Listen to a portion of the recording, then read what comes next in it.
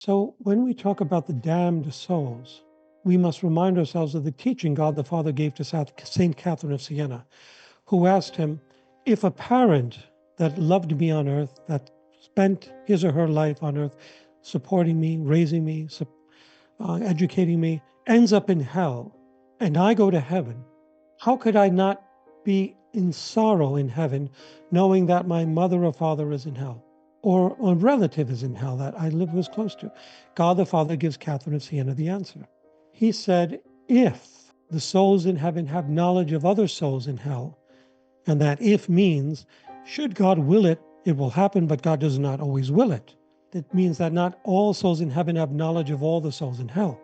But if God should allow that a soul in heaven should have the knowledge of a soul in hell, it would rejoice in God's justice, because God's justice is as great as his mercy. And it rejoices in God's justice because that soul has squandered his mercy.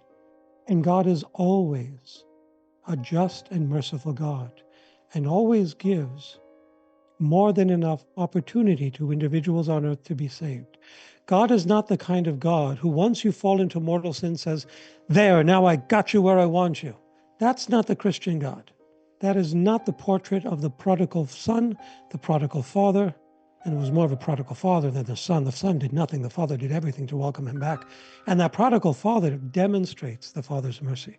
St. Teresa of Avila says, if a soul has spent its life serving God, or strove to serve God, and has fallen and keeps falling and keeps getting up, God will not allow it to fall into grave sin without allowing it to confess that sin. That's how merciful God is.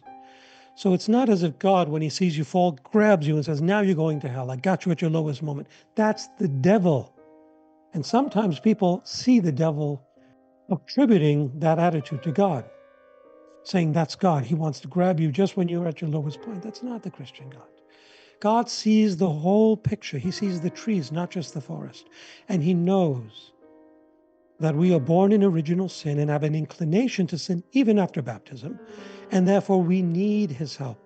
He doesn't expect us to make it to heaven by ourselves.